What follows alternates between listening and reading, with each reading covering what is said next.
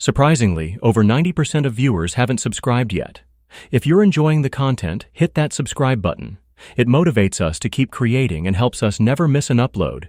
I met her on a Tuesday that tasted like orange peel and rain. I remember because my shoes were still damp from a storm that swept through the city at noon, and she made a joke about puddles being tiny oceans for people in a hurry. I laughed harder than the joke earned, not because it was particularly clever, but because her smile felt like a small light switching on in a room I hadn't noticed was dark. We started with coffee, graduated to shared playlists, then to weekends filled with farmers markets, old movies, and a running competition to spot the best cloud shapes.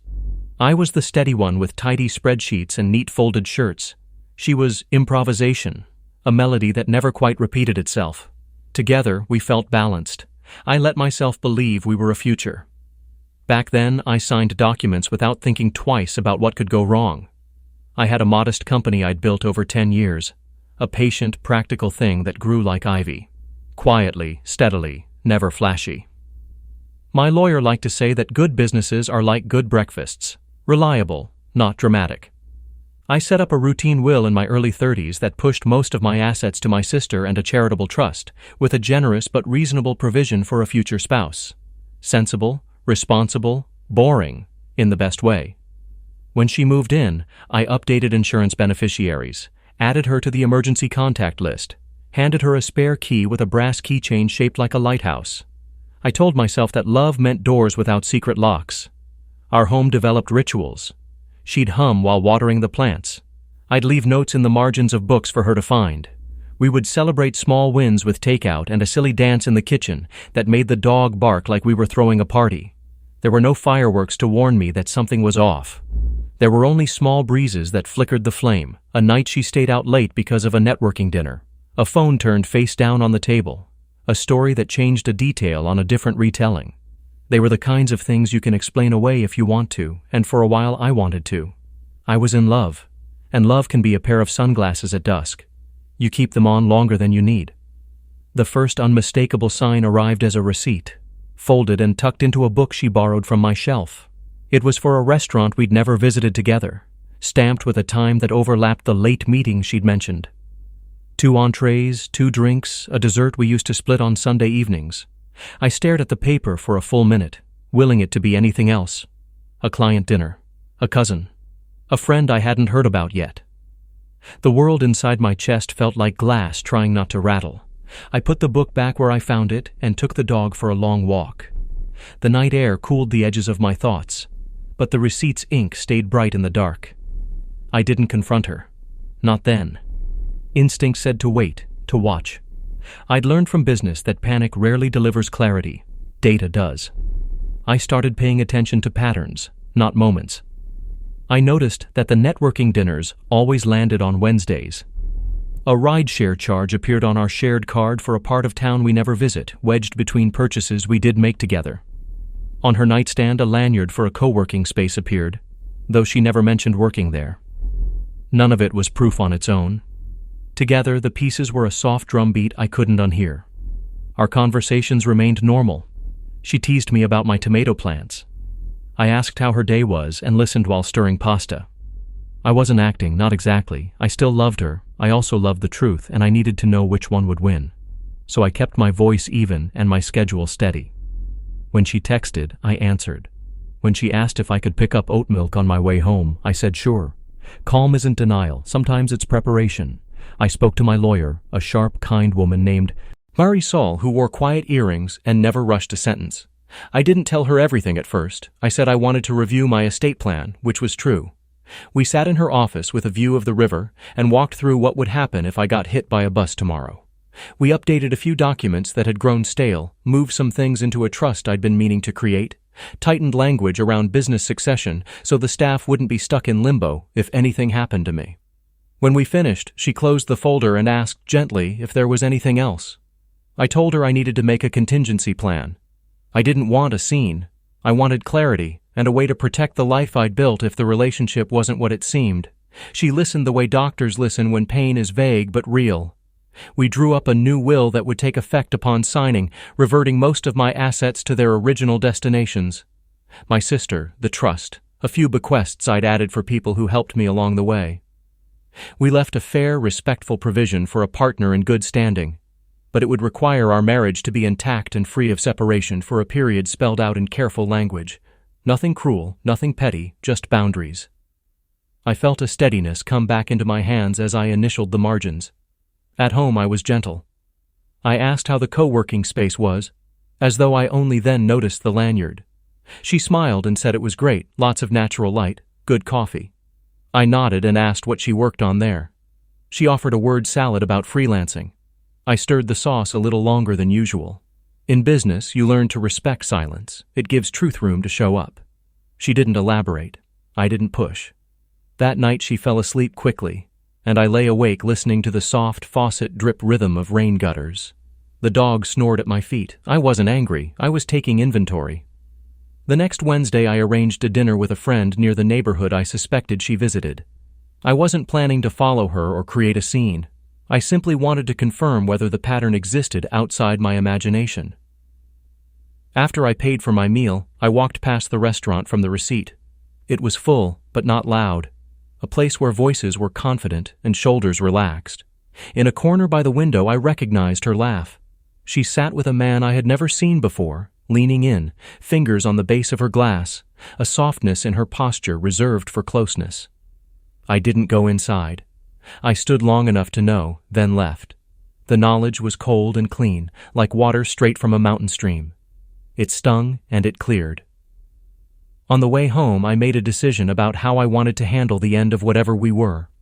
Anger is fast, but it burns out. Dignity walks slowly and arranges chairs. I would not engage in shouting matches or dramatic exits. I would not say anything I couldn't live with in daylight. If our story was changing, I would write my part with calm ink. That didn't mean rolling over. It meant choosing a path that safeguarded my future and honored the work I'd poured into my life. The next morning, I called Marisol and told her I wanted to finalize the new will. She asked if everything was all right. I told her everything was clear. We scheduled a signing for 2 weeks out. Enough time to gather a few practical papers and update beneficiary designations, so everything aligned cleanly. She reminded me of witnesses, notarization, the unglamorous choreography of adult decisions. I thanked her for moving at my pace. Meanwhile, I concentrated on living well. I kept my routines, ate sensible meals, and went to the gym not to sculpt revenge but to keep my breath steady. I took the dog on longer walks. I rotated podcasts with instrumental playlists that sank into the background like a supportive friend. When I caught myself replaying the restaurant scene, I redirected my mind to small present tasks, slicing an apple, sending a thank you email, tightening a loose screw on the hinge of the bathroom cabinet. It's not denial to resist spirals, it's maintenance. She grew more cheerful in those 2 weeks, almost buoyant. It's possible guilt made her sweeter, or maybe the novelty of her other life gave her energy. We went to a weekend market where she tried on sunglasses and asked my opinion. "You always tell the truth," she said, sliding a pair onto her nose and striking a playful pose. The line landed softly and then echoed in a way that felt unkind to both of us. I chose not to answer it. I complimented the pair that actually suited her face. She bought them and looped her arm through mine. In a photograph a vendor took of us, I looked like a man on a bridge made of glass, smiling, careful, very aware of each step. I built a folder with neutral labels. Inside it, I stored the new will drafts, a list of accounts, the deed, insurance details, copies of emails with my attorney, and a letter to my sister explaining only what she needed to know if anything happened to me unexpectedly. I didn't mention the relationship in the letter. Families don't need every bruise documented. I also logged dates and transactions privately, not to humiliate anyone, only to remember what happened if memory tried to make it kinder than it was. One night, while she showered, her tablet lit up on the kitchen counter. I was not looking for it. The screen woke and a notification glowed with the same restaurant's name. A reservation confirmation for the following Wednesday. 2 guests, 8 p.m. I have never been grateful for a piece of data I didn't want more than I was in that moment. It meant I didn't imagine anything. It meant the story had a rhythm. It also meant that I could choose my timing without ambush. I locked the screen without scrolling further. Consent matters, even when you're hurt. The signing day arrived with sunshine that looked like it came from a postcard. I wore a light jacket and carried the folder like a book worth rereading. Marisol greeted me with tea. We moved through the pages steady as metronomes: sign, date, initial, witness, notarize. Each stroke of the pen felt like tapping a nail into a frame that could hold weight. When it was done, she slid the final copies into an envelope and asked if I wanted a moment. "I'm all right," I said, and I was. Not happy, not triumphant, but aligned. On the way home, I passed a park where children were building a fortress from cardboard boxes. They worked with fierce seriousness, negotiating turrets and doorways with the intensity of architects. I thought about how every structure we build, companies, homes, relationships, starts with that same belief. We can make something strong with what we have. Sometimes it stands, sometimes the rain warps the cardboard. When that happens, you don't hate the box. You step back and figure out how to make a roof that keeps out weather. That evening, she suggested we celebrate some small milestone she claimed at work. We clinked glasses over takeout and a candle that smelled like cedar. She leaned across the table and said, "I feel lucky." I nodded and smiled in a way that belonged to a photograph more than a life. I wasn't rehearsing a reveal. I was protecting a truth until I could place it exactly where it needed to go. After dinner, we watched an old movie and laughed at a plot twist that made no sense. Later, when she fell asleep, I wrote in a notebook I keep for moments when words not themselves. I listed things I value: kindness, steadiness, privacy, time. I let the list soothe me. In the morning, I emailed Marisol to set an appointment for the following week, framed as a general review. That phrase would sit comfortably on any shared calendar if she glimpsed it. The real purpose was simple. If the relationship had turned into a transaction, we would resolve it in a place designed for grown-up decisions. No shouting, no door slams, no viral moments. Just facts and signatures explained in a quiet room where the pens always work. I didn't know whether she suspected anything, though she was extra affectionate that weekend, looping her fingers through mine during a walk and asking if I'd ever considered buying a place closer to the water. The question hung between us like a paper lantern. I answered gently that houses follow stability, and stability follows honesty. She squeezed my hand and changed the subject to lunch. You can love a person and still avoid a sentence they don't want to hear. On the Wednesday of her reservation, I scheduled a late meeting at the office. She left around 7, hair done, a perfume I hadn't smelled before hovering behind her. I watched her go without commentary. The dog looked at me like I should throw a ball. I threw it. While she was gone, I opened the window and let the breeze clear the story out of the room. I tidied, watered the plants she usually tended, and sat with a book I'd been meaning to finish. At 9:30, my phone lit with a message. "Running late. Don't wait up." I replied with a simple, "Okay." I turned another page and kept reading. When she returned after 11, she moved carefully like a person trying not to wake a house. I said hello from the couch. She kissed my forehead and went to take off her shoes. I didn't search for a scent or a clue. I already had what I needed. Not proof to splash across a stage, just the quiet certainty that I hadn't misread my life. The days between that night and the lawyer meeting felt elastic, stretching and snapping back with errands, dinners, work calls, and the million tiny gestures that make up a home. She showed me a dress she was thinking of buying for a friend's party. I told her it looked nice. I repaired a wobbly table leg and felt the small relief that comes from fixing something simple when the bigger thing won't respond to a wrench. I slept, not deeply, but enough. On the morning of the appointment, I made coffee and scrambled eggs. I told her I needed to swing by my attorney's office to sign some business maintenance papers, and asked if she wanted to join me afterward for lunch at the bistro near the river. She perked up at the idea of a date and said yes. I nodded, put our mugs in the sink, and felt gratitude for the basic kindness of tasks that end when you finish them. In the elevator, I checked that the envelope sat in my bag, edges square, contents in order. The plan wasn't dramatic. I would meet with Marisol, request that she walk both of us through the relevant documents, and then calmly and kindly explain the revisions. I had no appetite for insults. I only wanted daylight. The office smelled faintly of paper and citrus cleaner, the way places do when they care about tidy beginnings. I greeted the receptionist, who knew me by name from years of conservative estate updates. Marisol met me with a smile that held steady at the corners and guided me to the conference room with the good pens and the water carafe that never seems to empty. She asked if I was certain I wanted to do this today. I said yes. She asked if I wanted her to speak first, or if I preferred to lead. I said that after she set the frame, I would handle my part. She nodded, made a note, and straightened a pad of paper. A few minutes later, my partner stepped into the room, sunglasses perched on her head like a crown, a smile that could sell sunshine to a desert.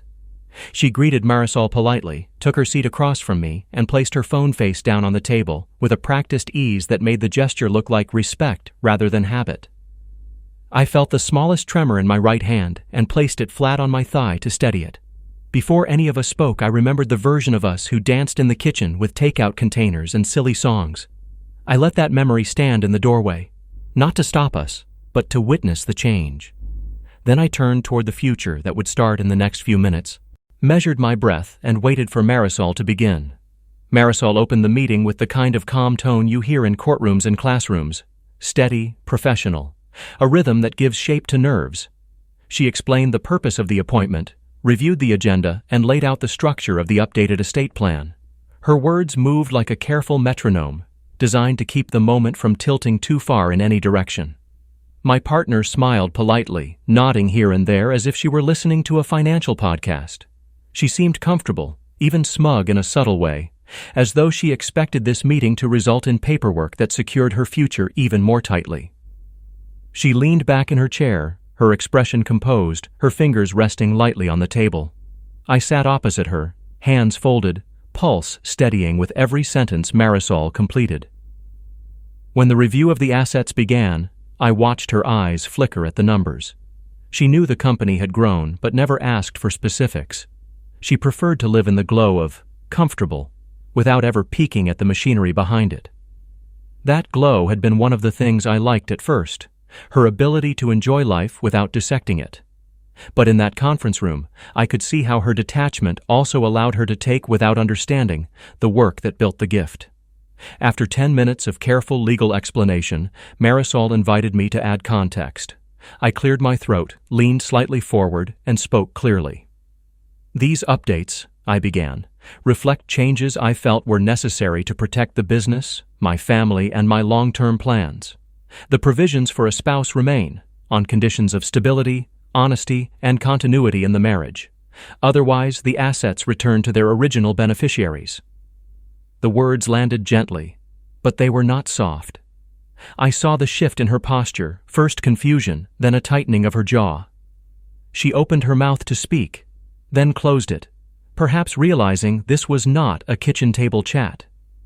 Marisol continued, sliding the revised documents across the table for review. These revisions are common, she explained, particularly in cases where the client wants to ensure clarity and prevent disputes. Her professionalism wrapped the moment in silk, but the reality underneath was steel. My partner's eyes scanned the papers, darting across lines that didn't match the expectations she carried in her head. She reached the clause that explicitly tied inheritance to a sustained marriage without separation or proven infidelity. I didn't have to explain it. Her face did all the math. She looked up at me with a smile that wobbled at the edges. "This feels sudden," she said, trying to lace the words with sweetness. I met her gaze evenly. "It's not sudden. It's deliberate. I've been thinking about how to protect what I've built, and this is the best way. If we're solid, there's nothing to worry about." Her mouth opened again, but Marisol interrupted smoothly, pointing to the signature lines. "If you have questions, now is the time to ask them." The silence that followed was not empty.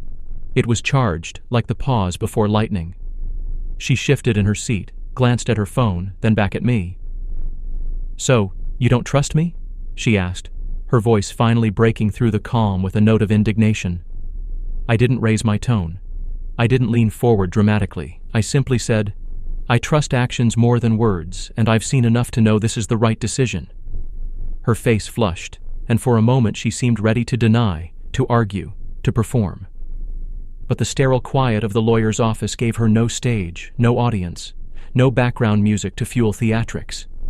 Here, facts mattered more than feelings. Marisol interjected again, guiding us back to the paperwork. "We're here to finalize, not to litigate emotions. If both parties are clear, we'll proceed." I signed my name with deliberate strokes. The witnesses added theirs. The E Notary stamped the papers with a sound that felt like a gavel closing a case. She didn't sign anything. There was nothing for her to agree to. This was my estate, my decision, my protection. She sat there stiff, clutching her phone like a lifeline, eyes narrowing in a cocktail of disbelief and anger that she tried to disguise as confusion. When the envelope was sealed, I thanked Marisol and stood. My partner remained seated for a moment longer, as if waiting for me to change my mind, to soften, to apologize for taking control of my own story. I didn't. We walked out together, the air between us thick with unsaid words. Outside, the river glimmered under the noon sun, indifferent to the storm behind us. She finally spoke, her voice low but sharp. "You think you're clever, don't you?" I looked at her, calm and unflinching. Not clever, just prepared. The walk to the car was silent. She fiddled with her sunglasses, the same pair she'd bought at the market when she told me I always told the truth. I wondered if she remembered that line, if it echoed in her mind the way it echoed in mine. That evening, she packed a bag. No shouting, no crying, no dramatic apologies. Just the scrape of hangers against the closet rod and the dull thud of a zipper closing. She said she needed space. I didn't argue. I opened the door, let her walk through it, and watched her leave with the dignity she hadn't earned but that I chose to give anyway. The house was quiet afterward, but it wasn't empty. It was mine again. My dog curled at my feet, my plants stretching toward the window, my books humming with underlined notes. The absence didn't feel like loss, it felt like breathing fresh air after standing too long in a crowded room. In the weeks that followed, people asked where she was. I said simply, she moved on. No gossip, no bitterness, just a statement of fact. Those who knew me well could read the rest between the lines. Work thrived. My sister visited more often, bringing laughter and recipes. The company hit a milestone I celebrated with my team, raising glasses not of champagne but of iced tea, because it was a Tuesday and we still had deadlines. Life steadied itself, not with fireworks, but with the reliable glow of ordinary joys. Sometimes I'd pass the restaurant where I first saw her laughing with him. The sight no longer pierced, it simply reminded me that truth, once revealed, can never be hidden again. I carried that as both a scar and a shield. My ultimate revenge wasn't anger or spectacle. It was clarity. It was reclaiming control, protecting my future, and walking away with my dignity intact while she carried only shame. And in the quiet of my home, I realized revenge doesn't always roar. Sometimes it whispers, "You didn't win. I did."